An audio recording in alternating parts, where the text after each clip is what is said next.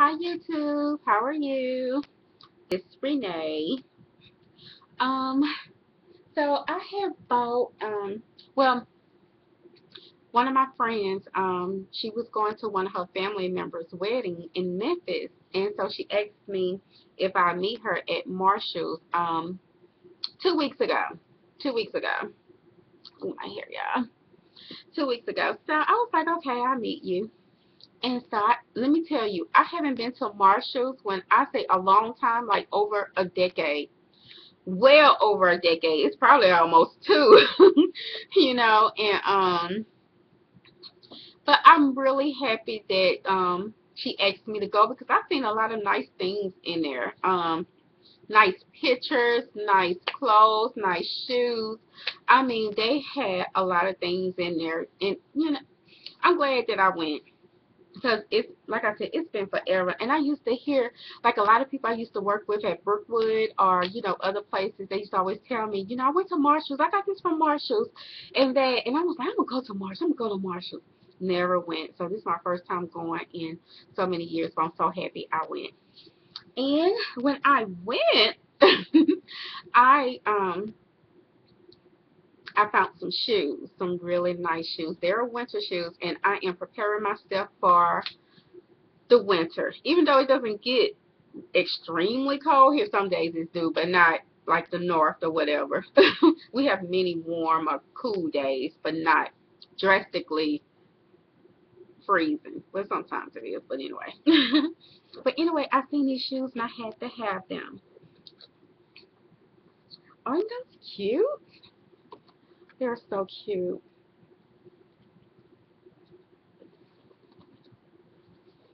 So they have a zipper right here and a zipper right there. And these shoes, the original price is $55, and I bought them for $24.99. If you can see that. Oh, let's see. But anyway, $24.99. And this was a good price. And I really like them and I can't wait. I love red, you all. I mean, I like a lot of colors, but I like red. I think red stands out. Even if you wearing blue jeans and a black shirt, if you put on some red shoes, yeah, you'll stand out a little bit. So yeah, and so her and her husband took me out to eat at Cajun Steamers. Oh my gosh. And we bought seafood, all of us. I got her and her husband and her children hooked on oysters because I love oysters. I love oysters. I'm just a seafood fanatic anyway. Soul food too. Soul food too, yeah. But so I got them hooked on oysters, and we go to Ezel's and we buy oysters, and we go to Cajun Steamers. We at least go once a week, me and my friend, me and Shay. We go at least once a week. Um, but so we got the seafood platter, and I got the stuffed shrimp. Oh my God, the stuffed shrimp so good. And the regular shrimp, we got fish, oysters. Her husband got clams, oysters, and frog legs, and I don't eat frog legs. But the clams was actually good. I had a bad experience with clams when Captain D's had some, like before I even had my son. So that's a long time ago because my son would be 19. So a long time ago, and they were so nasty. So I never would eat them, since then. And so I was like, James, let me try, and I tried. So freaking good, so freaking good. So next time I go, I'm gonna get some clams. Um, so we had oysters, clams, all that, and then we had, of course, some drinks. Oh my gosh, so good, so good, so good. But anyway, so like I said, she, asked me to meet her at Marshall's, and I wore this dress to my little birthday thing. It's a maxi dress, and it's black right there. And it comes up, up, up, up. Look at that, so long, very nice. I love it, very nice. And I also we had went to the mall and I bought these shoes.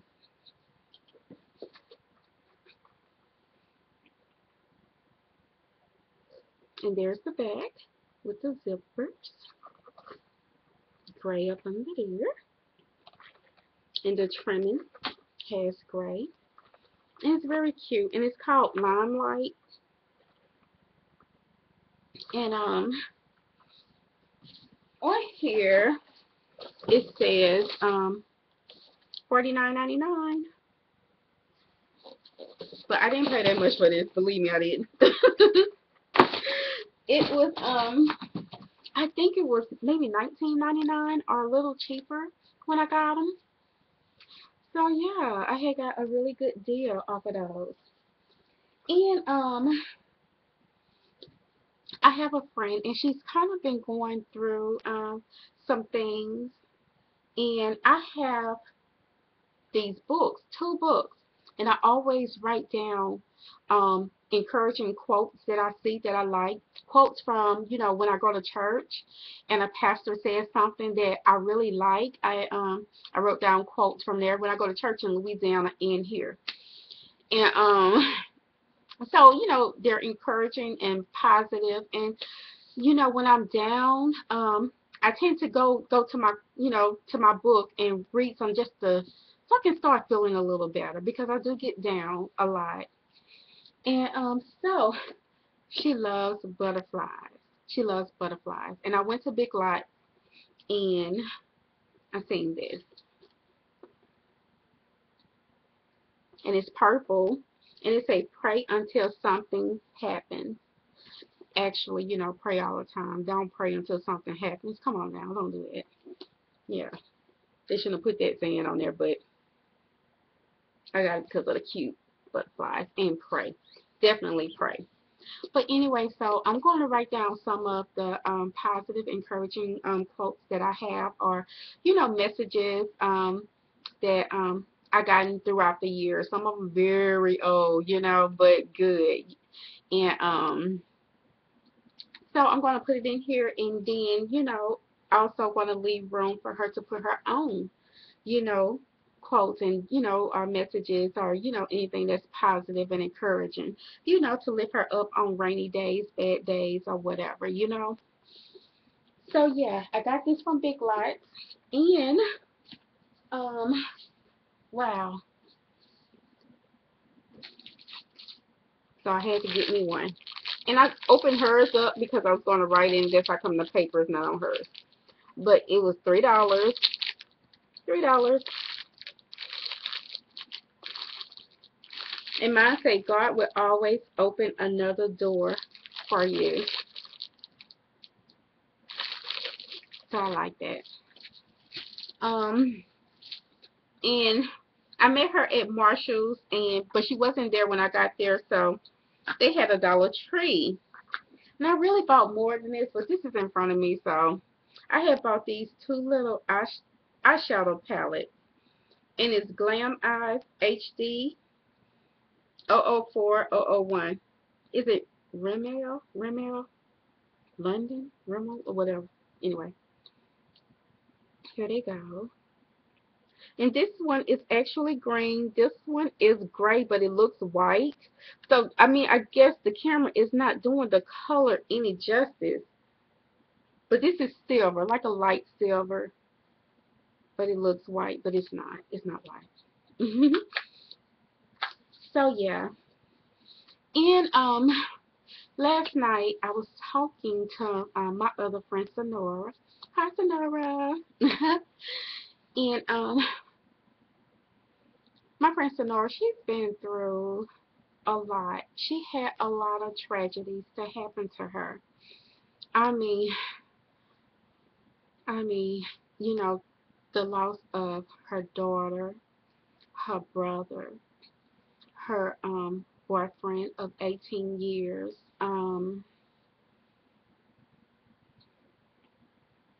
her dad. It seemed like all the men that she loved, were taken away. And when my son passed away, I called her because I was ill, I was sick. And she was so strong, you know. I mean, she was sad, and I could see it in her face. Sonora is really light, and she had sort of like this glow to her. And when her brother passed away, and I went over her house, she was so dim. It's, you know, she was sad and she was just sick, you know. But she was so positive and encouraging. She really was. And when my son passed away, I called her and I asked her how she did it, you know, because I had one tragedy, but she had four. She had four tragedies. And these was close encounters, close. I mean, deeply, you know, in your heart, you know. But she did it. She did it. She did it. And I'm gonna say when she talked to me, it made me feel good. Even though I was still sick, it made me feel good because she knew exactly how I was feeling, opposed to someone that haven't experienced the loss of a child. Um, I ran into, you know, some people saying like I'm very suicidal. I'm extremely suicidal, extremely severely.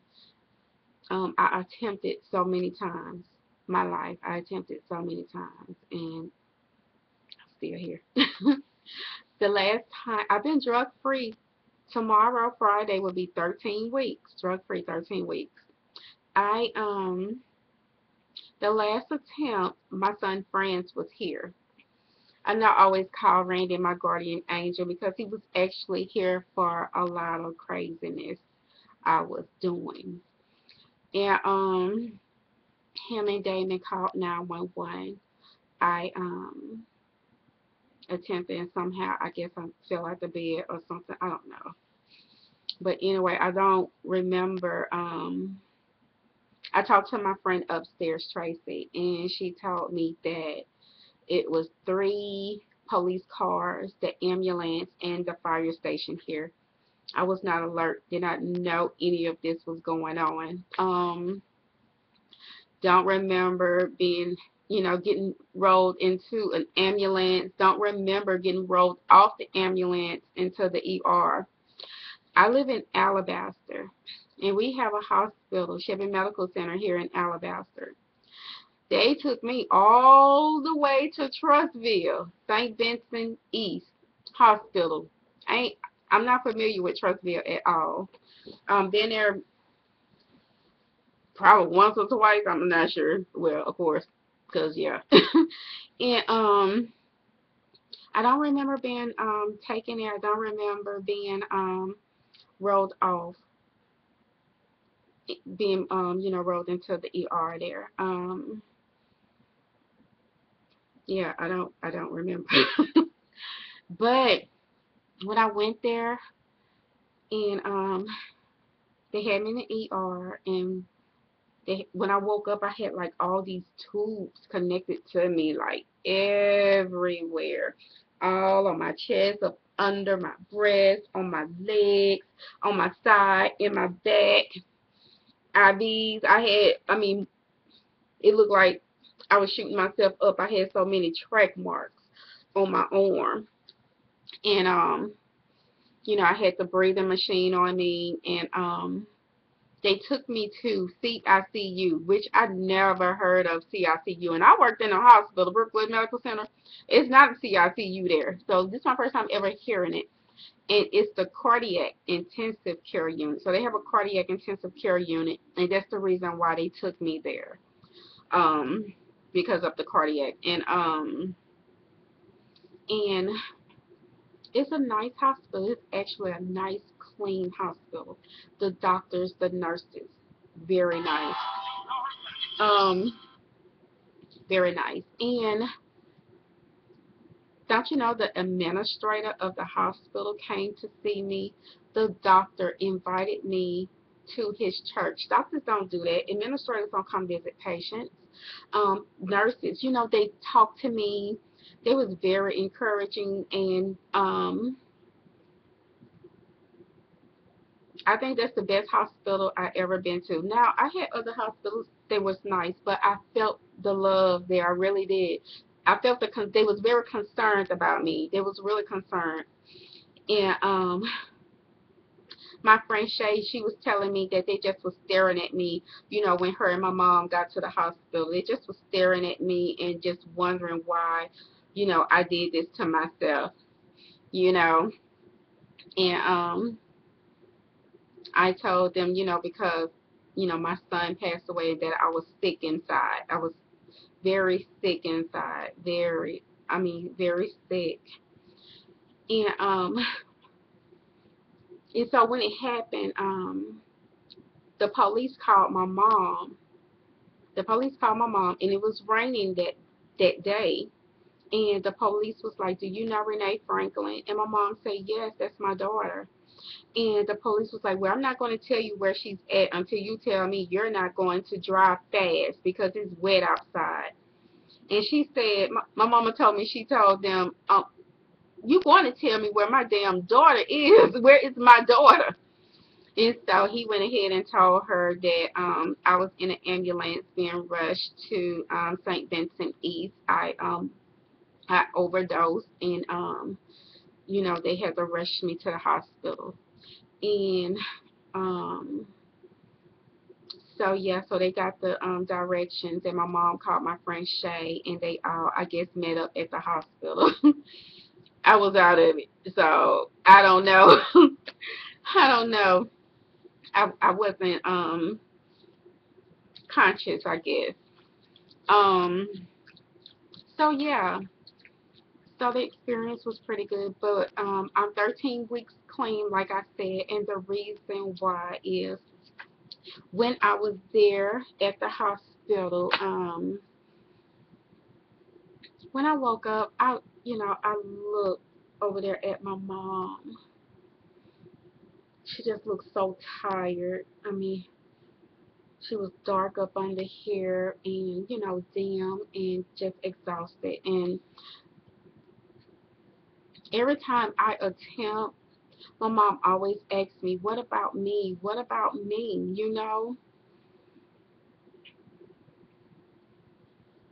And I was so sick, I was thinking about my mom, but I was thinking about my hurt, and I no longer wanted to be here. I no longer wanted to exist. I didn't. I did drugs because I wanted to be numb. I didn't want to remember. When you lose a kid, it's not easy. Everybody think it's easy. It's not. You pray, pray, pray, but it's still there. You can talk. I went to therapists. Don't you know that therapists cry more than me? I'm like, had to tell them it was going to be okay. It didn't help me whatsoever. They mourned. When I went to go see the psychiatrist, the nurses in there, they mourned for me, so it wasn't really any help. My mom and my friends kept telling me I need to go see somebody. No, I don't. I already been to two people. It's not helping. They feel my pain. They crying, like they can't help me. They're not helping me. They can't help me. And then, they wanted me to go, to a grief counselor, with people experience what I did, but I didn't want to. I didn't want to talk about it. I didn't want to. I still don't want to. I don't. And I want to talk about it on my own terms. So yeah, it's not easy. When you can't wake your son up, when you see your son laying in a casket, when you walk in a wake and you see his head and he laying there, when you go to the hospital, you see him laying in the bed, when you go to children's hospital, the doctor shaking. It's yeah, it was hard, very hard, and it's not that easy. I guess you have to understand that vision going to always be there. You always going to see the picture of what you seen the day of your kid death. It doesn't go away. It's constantly in your face, it's constant. You constantly reminded of it. So when you constantly reminded of something so sad and tragic, you do whatever you can to be numb. I was drinking. I was smoking. Not smoking cigarettes, but hookah. I don't smoke cigarettes, and I don't smoke weed or none of that. I want to do hardcore stuff. I didn't want to do nothing small. I wanted to really be numb. I wanted to do hair run. I wanted to do whatever, just would, just for a moment, just not being here. I wanted to be spaced out. I was sad for a long time, a long time. I'm still that way, but I'm so much better. I'm so much better. I'm so much alert, and I'm becoming at peace with it. I am. I'm becoming at peace with it. Do I still have suicide thoughts? Yes. Um, but I can say I haven't acted on it like I normally do. I normally would act on it and do something, but I haven't. Um, I was a different person. I wasn't me. I was a totally different person from my mom and my friends, Charnessa, Sonora, Shay. They was like, oh my God. They didn't. My friend Sonora told me she was going to tie me up and put me in her trunk, and she was going to keep me confined and watch over me. they I was totally a different person. If anyone know me, they know I don't do those. I never in my life been high until after my son passed away. My son passed away in April. In May, I was narcoting it up. Narcoting it up until 13 weeks ago. From May until May of 2012 until 13 weeks ago. I was doing everything. I mean, it's things that I've done that I don't even remember that people told me, because I wasn't me. I wasn't alert. I mean, I'm asleep, but that other person out. I was asking my mom, like, what can we name that other person? But yeah, it was difficult. But anyway, whatever. Um, so I just was just coming out to, I'm trying to see if I have anything else to show. I mean, I have so much makeup, you all. Oh, anyway, I got my hair done. Let's see if you can see it. Here's the back. My friend Talia that lives in Calera, she did it. She does a good job. I've been letting her do my hair for a while now. I did a big chop in February of last year. So it haven't been a year.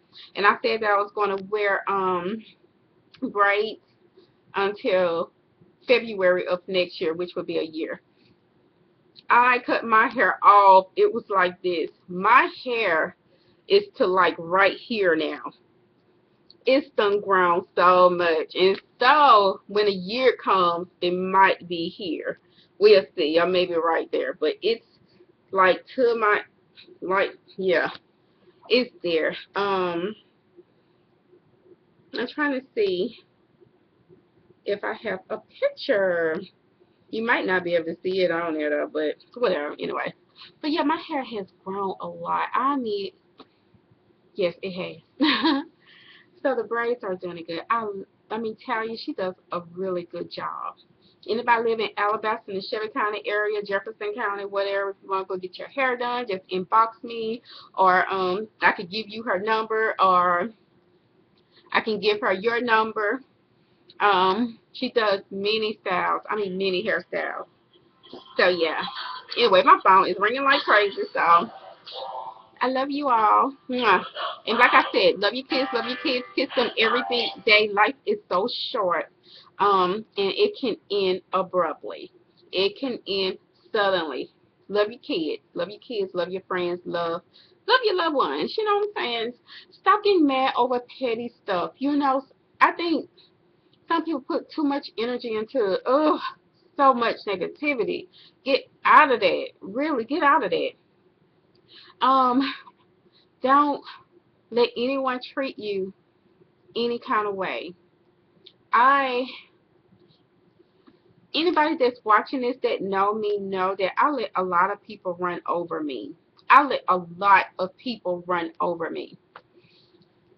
Not anymore. I would not let no one run over me anymore. No one is going to stab me in the back and think that they're going to be my friends. Now, I don't hate nobody, but I can just stay away from me. Stay away from me if you don't have my interest. Really, I'm tired. I am. I'm tired. I don't like people in my face and they don't like me. Smiling in my face and then I'm about to curse. And then you stabbing me in my freaking back. Not taking it no more. Not from no man, not from no woman, from nobody. And I mean it. From no one. Stay away from me.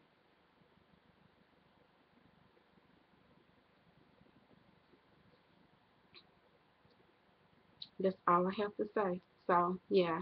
Love everyone. Love your kids, like I said. And, yeah. Bye.